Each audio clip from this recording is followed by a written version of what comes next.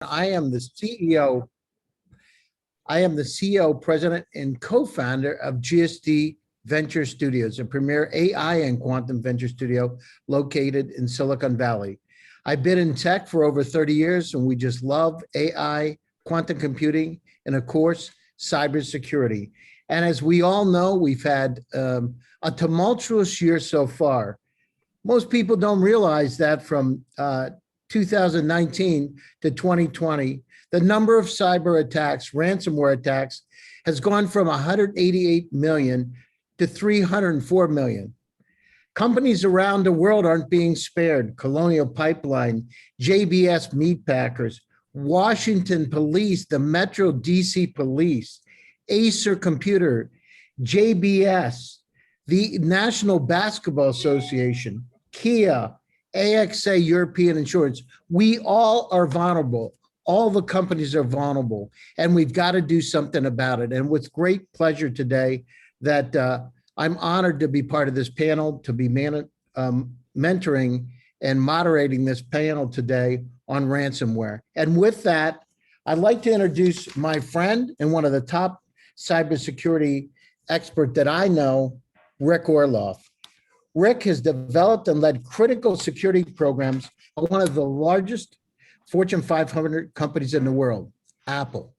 Rick is an operationally focused executive with international experience, responsible for business results, governance, risk, compliance, cloud security, information security, product security, cyber investigations, and national security programs.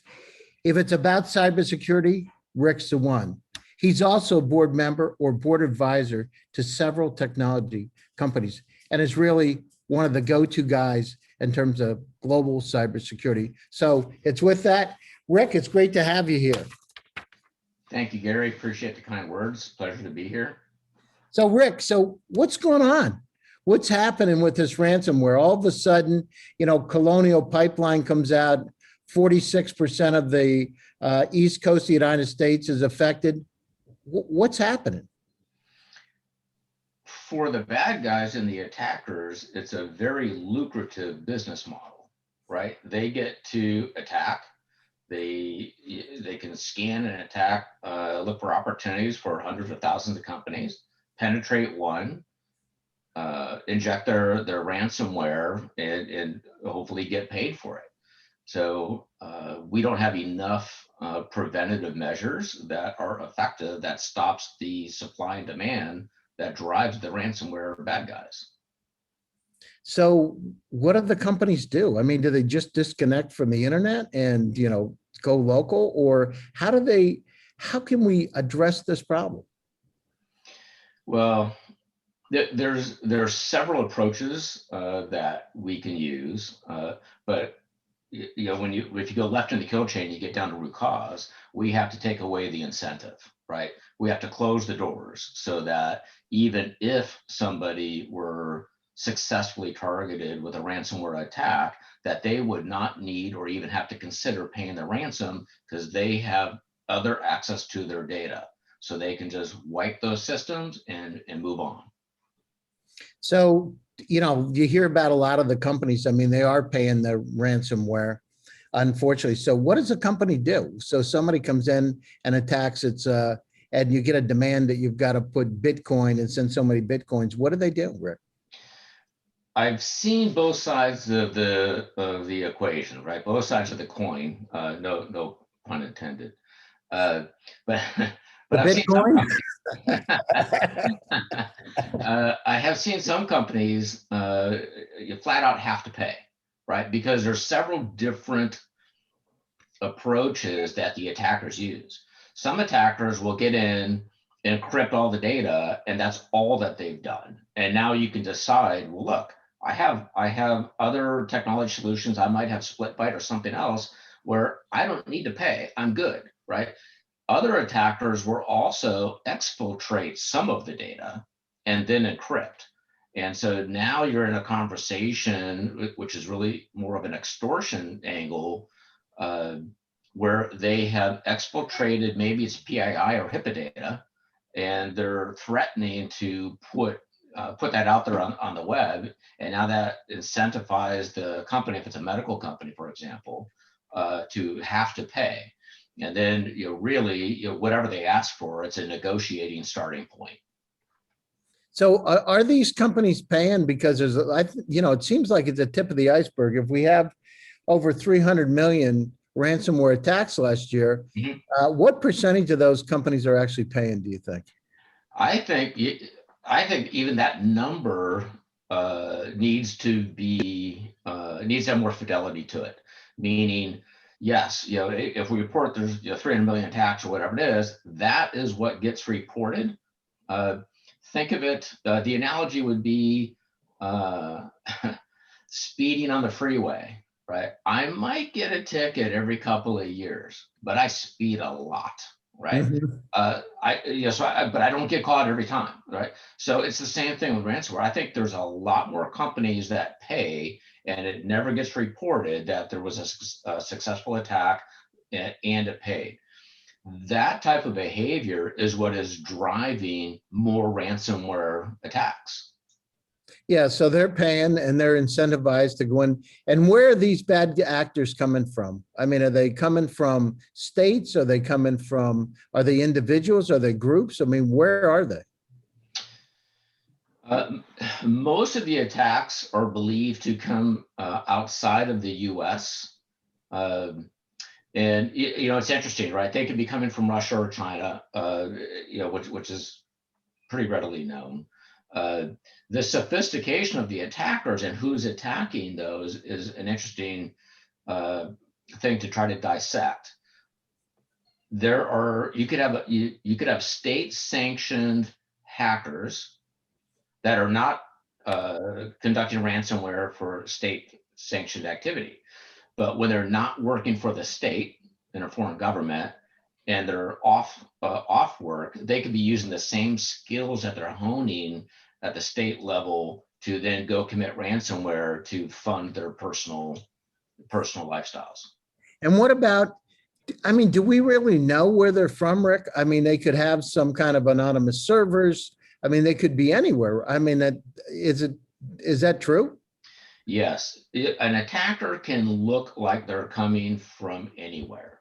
So generally speaking, if you see an attacker and the first hop that you're able to jump to is let's just say country one, you have to assume that that's actually not really where they're at. They're hopping around before they actually come into the US or to the target company. And there's lots of ways that they can cloak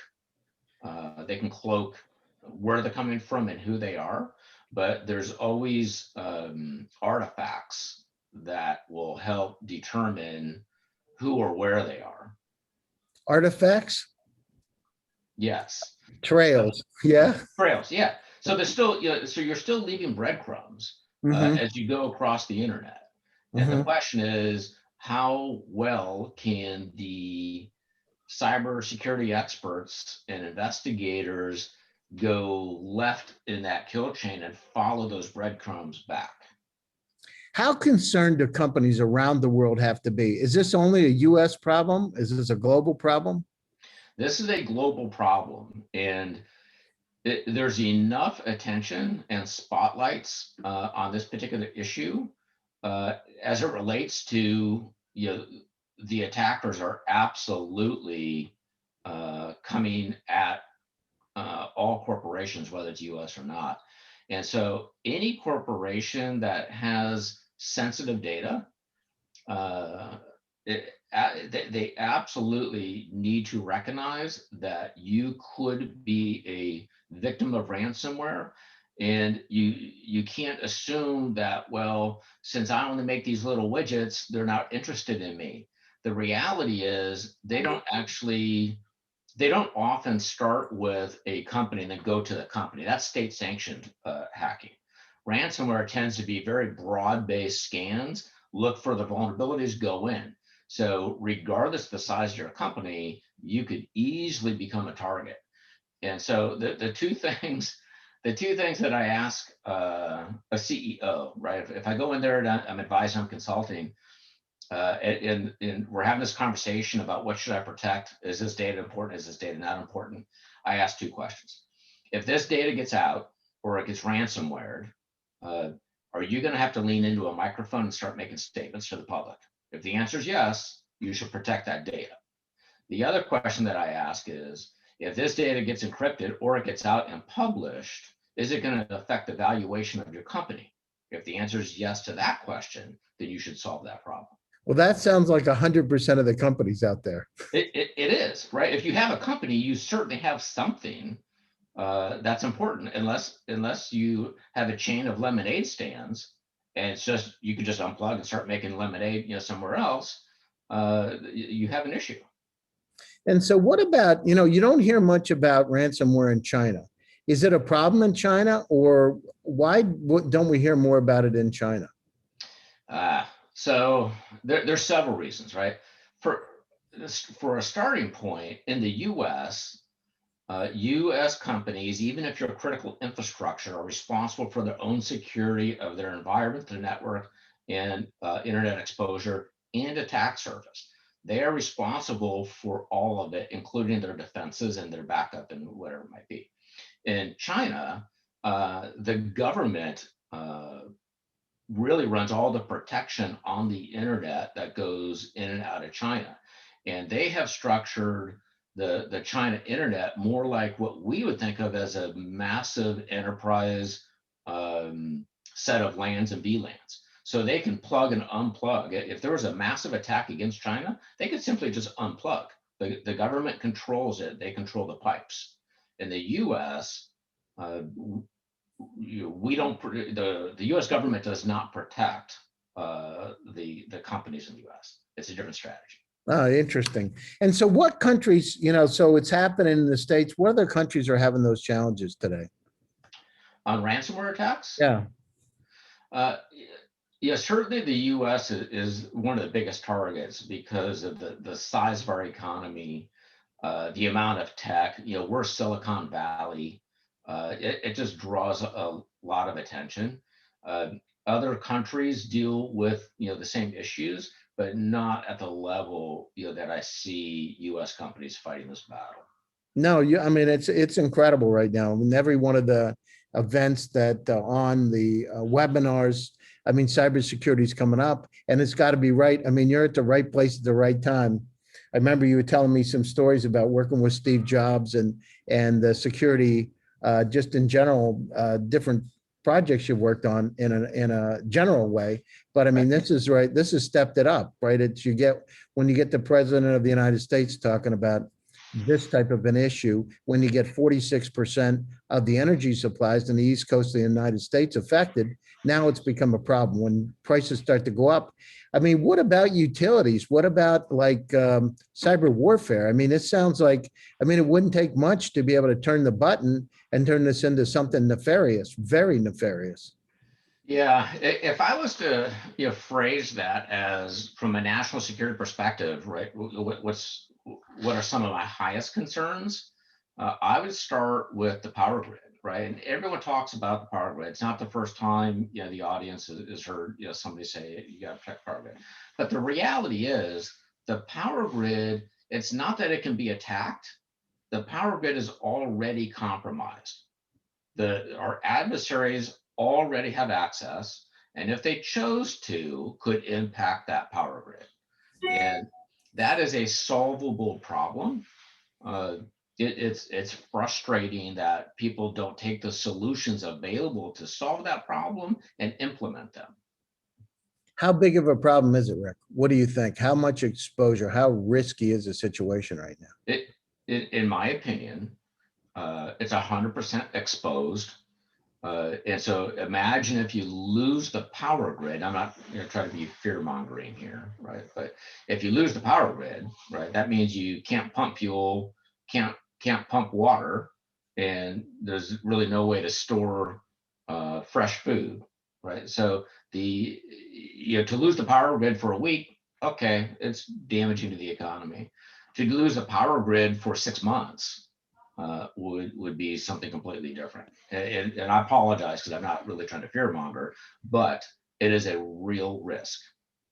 Yeah, it's not a theoretical risk. This is real risk.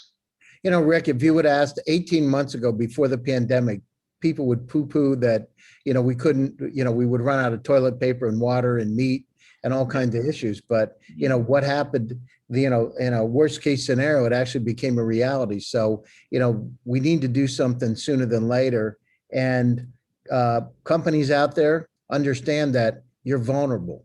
You need to make some decisions before it becomes a problem, because executives out there, you're next going to be on the line if this happens to happen to your company. And if sensitive data gets out, insurance companies, insurance data on your patients, data on your clients, you need to make sure that you're addressing these kind of issues again sooner than later. So let me go over, thanks, Rick. I want to introduce the rest of the panel. Thanks for those kind words of wisdom. I really appreciate it.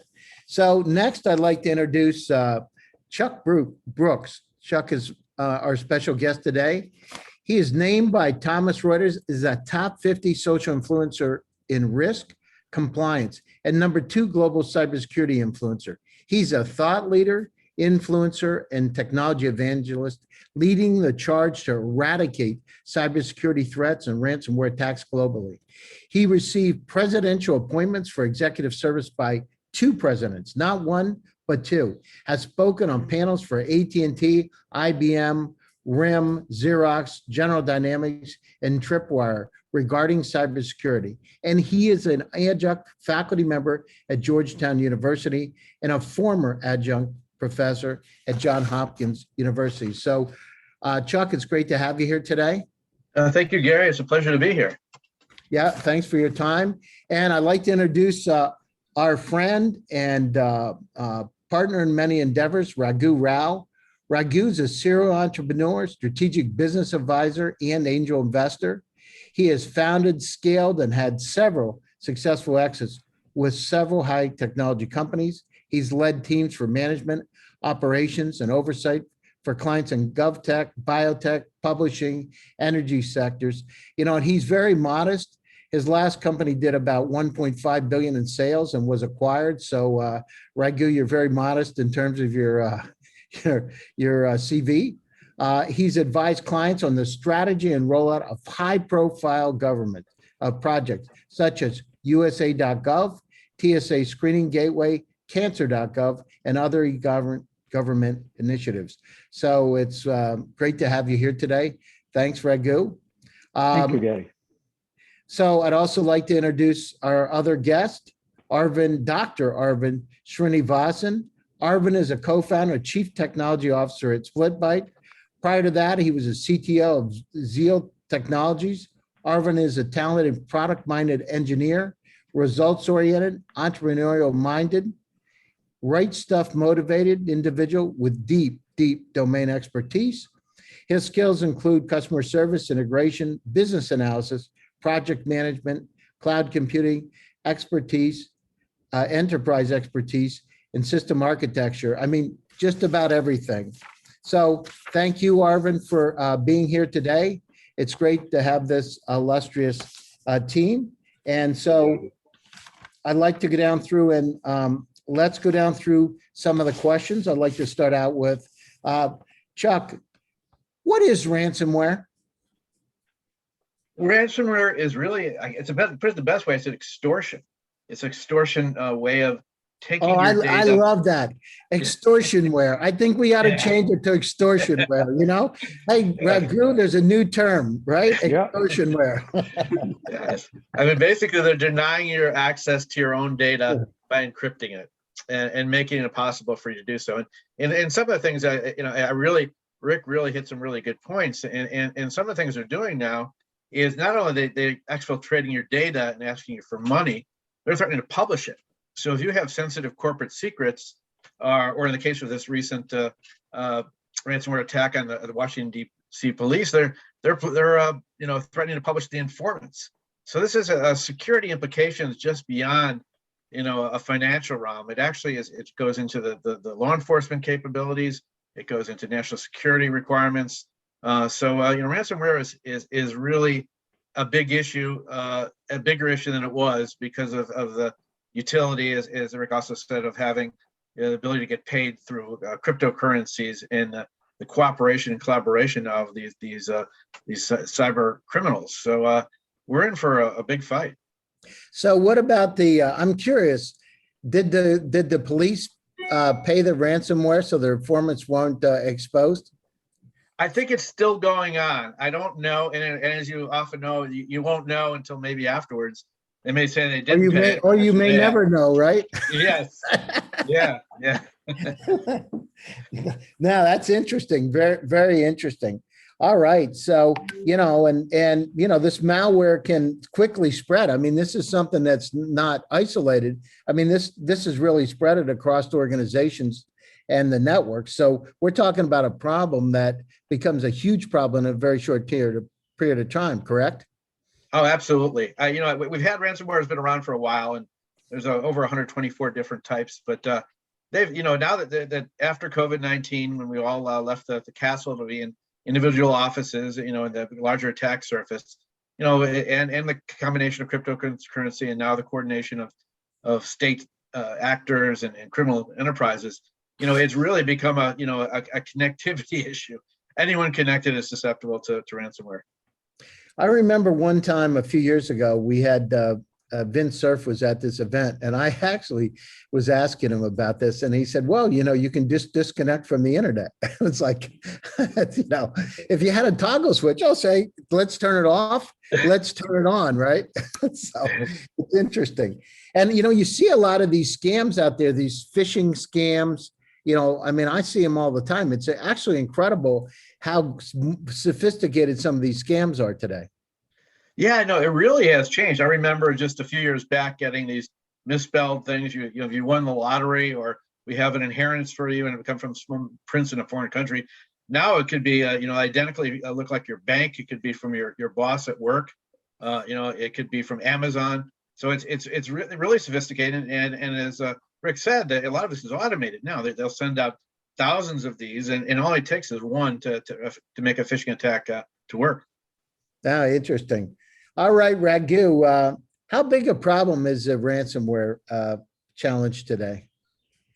As Chuck alluded, right, it has been like mushrooming. Like it started out since I think about 10 years it's been there, but every year, the last 2 years, it's about, I think, tripled in size. And we are now talking about $20 billion in ransom this year. So it's huge. And Raghu, 20 billion? Yep, total amount of ransom is what we're talking. And do we know that? I mean, how much of it is disclosed and how much it isn't disclosed? Because I would think that the companies are kind of embarrassed and are afraid to disclose the amounts they paid. Let's see the number of attacks. These are obviously documented ones, as Rick was saying, right? Some of it is based on estimates, but the number has increased. The amount of ransom demanders has increased, and of course the number of threats. Right? It's no more a single threat. It's a triple extortion, as they call it. It's double and triple extortion. So. Well, I mean, they're saying that in 2020 the attacks increased by 130%, and that 81% of the total infected are enterprises. I mean, and it's not like a one-on-one problem. I mean, these are enterprises, and 62% are small companies that really don't have the resources to be able to defend, and they don't have much of a choice other than to pay. So, I mean, this is a big issue. And, if you start looking at schools, universities, utilities, hospitals, I mean, this really gets to the heart of our infrastructure. So, I mean, you're right on target. And is this a national security risk, in your opinion, Raghu? Absolutely, because the critical infrastructure, many of these, the national grid, power grid, as Rick alluded, but the pipeline, see, many of these do not have, the right type of resources or expertise in place to defend themselves. And I think initially ransomware started out more like individuals, desktops and things like that. But now they're obviously gunning for people who can pay bigger ransoms. And anybody who has any kind of critical mission, it could be healthcare, hospitals, it could be obviously, national security from a defense perspective, but also these organizations like schools. And, there's one case where a mental, hospital was targeted because they're going to disclose not only you pay the ransom to get your data back, but they against the leak, which is the double extortion, because the individual patients are also targeted, saying, they have to pay the ransom. The thing is, Raghu, what really concerns me is if some nefarious character decided to go out and do a mass ransomware attack across the entire area, continent, or country, and do a mass attack out there, which based on what we're seeing today could be possible. So technologies need to come in place like SplitByte to be able to take care of these issues. What about in terms of organizations being able to get their data back? I mean, are they able to get the data back after these attacks or not? I think the statistics from what I heard is only about 30 to 40% get it back, even after paying the ransom. And then, so the exfiltration is a big issue. So you need to make sure the data is cloaked so that the exfiltration possibility doesn't happen, because they come, when it's incubated, they sit around and then they do all this exfiltration, all that, before they start encrypting when you might actually detect it. I mean, of course, you can detect the downloads and stuff like that, but it is not like that you immediately it's detected, right? Sometimes they sit around for a long time, so I think you need very sophisticated tools. Anything highly sensitive data, you shouldn't have it exposed at all. So that's where technology like SplitByte helps, which cloaks the data. So even if the system is breached, it doesn't translate into a data breach. And redundancy is built in. Yeah. That's fantastic. And that's a good segue into Arvind. So Dr. Srinivasan, let's talk about it. How do you protect against ransomware attacks? And tell us a little bit about SplitByte. Yes, actually, I would like to take credit and say we built the solution for ransomware. But actually, when we started looking at this problem in 2017, we were only looking at data breaches. And then along comes ransomware. And we realized that the data itself is not protected by one single means. No single means is going to help you out. So what you have to do is you have to change your behavior. You cannot take the data, put it into your hard drive or a network, and expect everybody to basically have a magic solution and nothing will happen. So what you want to do is, like everybody says, we need to cloak the data. We need to actually clean up the data after we do. And you need solutions that helps those type of things. If you leave data that is sensitive in places where others can take, you are going to have the same problems. I mean, that really goes down to, what we really need to protect the systems, the desktops, the servers, the cloud networks.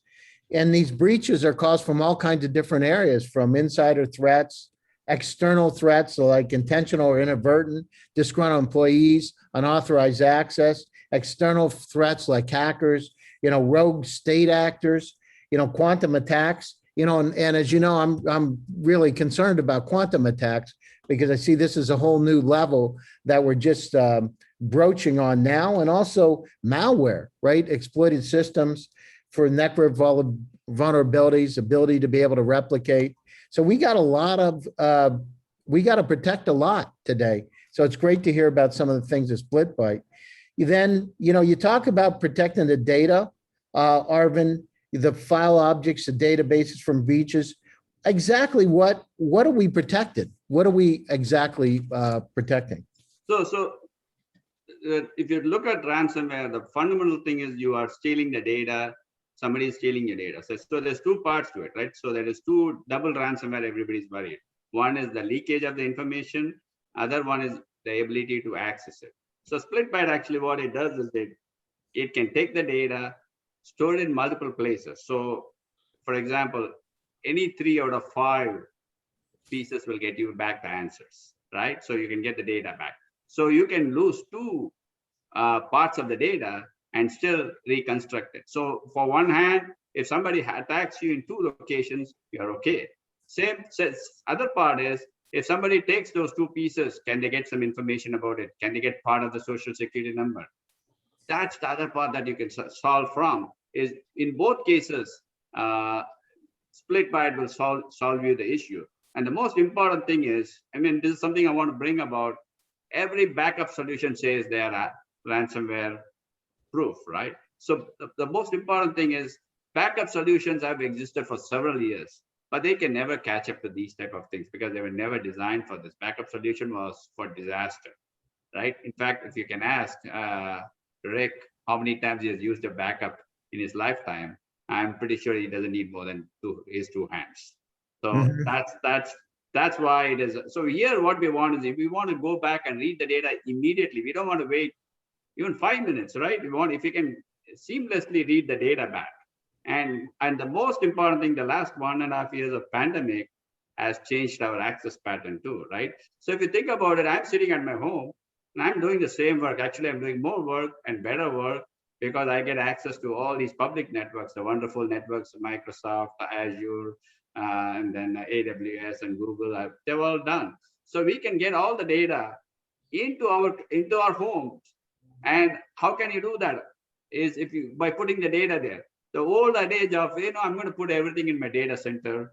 I'm going to get you through your firewall, through your VPNs, and from there is actually slower. In fact, if you ask any of your employees, they'll say, I get faster speed from my Wi-Fi or from my inside house, right? From Comcast, I get better access. So that's what we want, and that's really where I think it's doable. So it's very amazing to think that a cheaper solution is more secure. Got it. All right. Thanks, Arvind. I really appreciate it. Rick, got a question for you. What are the attributes of an ideal proactive solution to be able to really combat this? Yeah, that's interesting because historically, people would treat this as part of their disaster recovery plan or a business continuity plan, something like that, where, as Raghu was pointing out, the company loses access to their data. That triggers this response that could take days or weeks to reinstate data with some data loss. An ideal solution, and the types of things that are out now, is that you should have seamless access, right? If there's an issue, the ideal solution is it does not affect my business operations. I need to go on with my business. I still have a hot, ready access to all of my data. My security team is going to go deal with the ransomware issue, and we're not going to pay, but they're going to go deal with whatever was being locked up. Mm-hmm. No, that's great. So they say, as you said, resilience. Reducing the data attack surface is important, and then cloaking the data. I know we've talked about that a few times. Is important. No, it's a big problem. I mean, think about the amount of data on the planet Earth today. It's estimated there are 49 zettabytes of data on the planet. If we took CDs and stacked them one on top of another, it would go 35 times between the Earth and the Moon. And that number has grown at 68% per year. So as we've talked about, and Raghu, we've discussed many times, infobesity is a challenge for each and every one of us today. And not only in the corporate world, but in our private world, because the amount of information we have in our personal cloud is doubling every year. Today, it's about 300,000. It'll go up to 10 million in the next 5 years. We need to be able to protect our data. And so you're right on target. Go ahead, Rick. Yeah, Gary, just one thing I want to add, and this is really, just a perfect segue for what SplitByte is doing. The security organizations and your GRC, governance, risk, and compliance organizations, we all, and I consult to them, of course, right? But we all still think about, disaster recovery, business continuity plan, incident response, all of these things. And really, when I'm talking to companies, when I'm telling them to start thinking about resiliency, think of it as a resiliency plan, not a DR plan, right? If you have resiliency, then you're in a better position with more options and how to respond to whatever the situation is. And that's just perfect for what SplitByte does. No, that's great. Right on target. So, so Gary, to add to that, there are different types of data as well. The very sensitive data, and then there is data lying around, which people don't even know it exists, right? But some of it is sensitive if it falls into our outside hands. It may not be something that's immediately used. So it's important to have a data governance plan. and secure the right kind of data the right way, which is where a tool like SplitByte can help. No, that's great. Chuck, what are some of the best practices to be able to mitigate these ransomware risks? Really several. The first one I would, of course, start out with is basic cyber hygiene. Don't click on a link that looks suspicious. Have a strong password. Use multi-factor authentication if you can. Keep your sensitive data segmented, and anyone could do that. And look at using the latest patches too. I mean, often companies, particularly small companies, don't update the latest patches, and we saw with SolarWinds how dangerous that could be, even using a patch when they came in through a patch. So we really have to keep abreast of all developments and monitor all issues in the cyber world. And if you're running a small business, you have to rely on those experts to help you too. So I highly recommend using managed cybersecurity people if you don't have internal CISOs as another person, another way to look at it. And the other thing is that I think most companies just don't know what they have. Or people, audit your assets, audit your data, know what's important, know what you want encrypted, know what you want separate, and know what happens if you do get hacked and what you're going to lose. So often it's just a scramble to say, oh, we lost a lot of data, but what data did we lose? So I think that's a starting point. Yeah, I mean, how do you know what's coming in is real or not? I mean, there's a lot of stuff looks pretty real when it comes in, And really challenging nowadays. And so what do you do? Just ignore it. When in doubt, do without. Well, that's not a bad way to go about it. I mean, you have to really look at where it's being sent from, check the email address, make sure that it is your bank that's sending something, not someone imitating your bank. But you really have to be cautious. I mean, and if you use if you're doing your financial work on or banking, maybe get a separate device for that and just use it for that. Keep it segmented from the rest of the stuff so it's not cross-pollinated. But it is a difficult challenge because like the graphic programs, the tools that the hackers are sharing are really sophisticated and quite good. So what used to be easier task for cybersecurity is now much more of a challenge. No, I got it. I mean, NIST said, we say DIPPER, right? Detect, identify, protect, respond, recover. I mean, those are really some of the pieces that are out there. But again, you're right from the beginning, you don't know what it is that you're getting. And sometimes it looks pretty real. I mean, I'm afraid even when I see AOL anymore coming in or Amazon, I said AOL because I had an old AOL account and I got something, I thought it was real and it wasn't real. And this was recent and I've been through it myself. So yeah, it's a challenge. So Raghu, what are some of the strategic targets for ransomware attacks? We address some of these. I think anybody doing a critical mission, obviously the things like hospitals and pipelines and who have large reach, and a reputation, financial services companies, anyone with a lot of subscribers, because that gives them a way for the double extraction. If there is sensitive data, they can go at the customers and other stakeholders.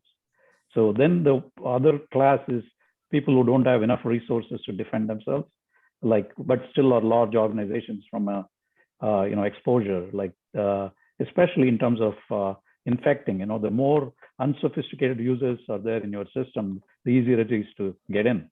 So the schools and colleges and especially now in the pandemic, everybody is accessing things from home.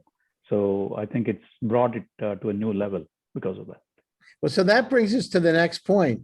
What is the ROI on ransomware? It seems like it costs a lot of money for these ransomware attacks in terms of ransom and then recovery. So what is that? And, in terms of SplitByte, what is the ROI in terms of for data breaches? Yeah, I have the data breach ROI worked out. I don't know exactly how much of that is ransomware, but just based on some things that I've seen in the press, it looks like it used to be about $500 per employee back in 2017. This is if you just paying the ransom. If you don't pay the ransom and try to do it yourself, it was something like $1,000 for recovery. But now I believe it has tripled in the 2021 from the 2017.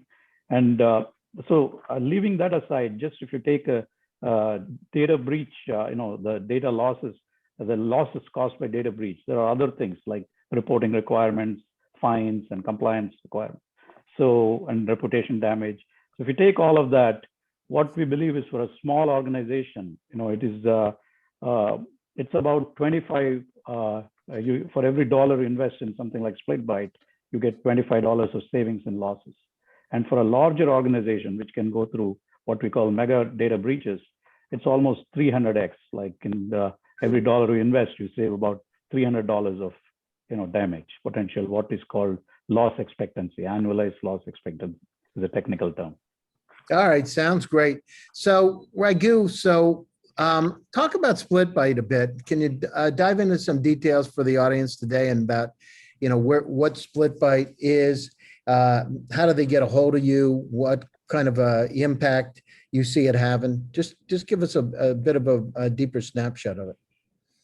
Sure. I think SplitByte, I would say, is using the COVID analogy, it is more like a vaccine as opposed to a like a preventive measure or a medicine after you get infected. So even if you're exposed, in other cases, the system is breached, doesn't mean the data is breached, right? So that's what it is. We use something called verifiable secret sharing, which is a technology that's been around, but we have obviously patented and made it much more space efficient and time efficient. So this technology allows you to basically take your data, randomize it into kind of information less chunks, and then put it away.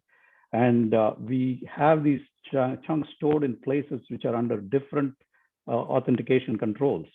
So it is not easy to, even for an insider admin or somebody to go and compromise multiple locations, and redundancy is built in already. So an analogy would be if you're having a document inside a safe inside your home, right? So you have perimeter security, your locks on your doors, and then there is a safe that you have to crack, right? So there are two levels of perimeter security, and then you have the document, whatever critical thing.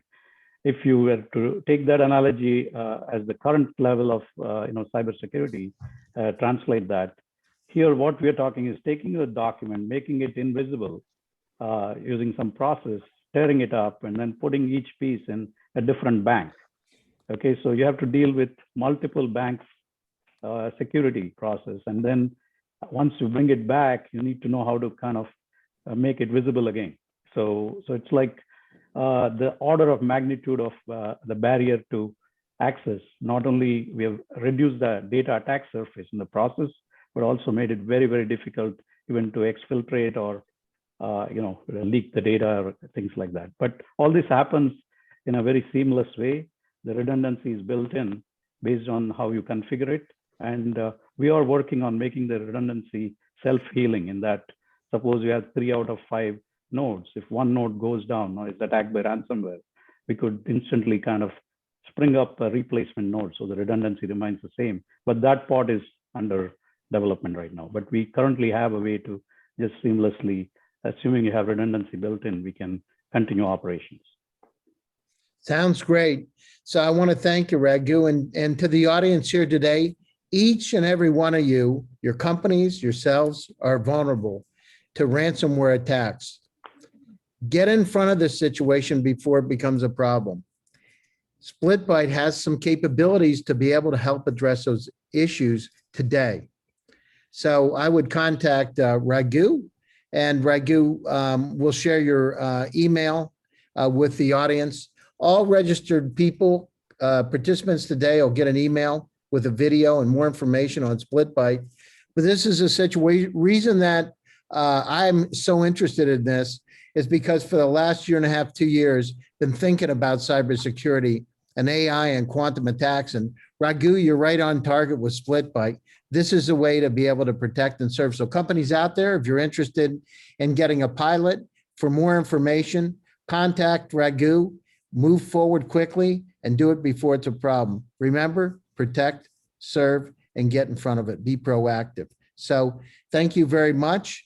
Thanks to the entire panel today for making it enlightening. You will be able to get a recorded video of this event today. We'll be sending that out. Ask your questions, and here to serve. So thank you very much. Anything else? Any closing thoughts, Rick, Chuck?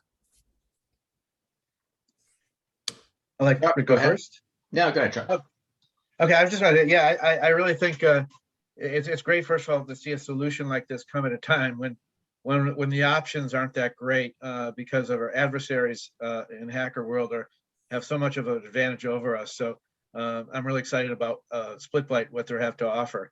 Also, I think that one of the best things about doing these kind of events is educating the audience that, you know, cybersecurity is really should be a #1 focus point of all business. It could take out your reputation. It could take you out of business, as it does.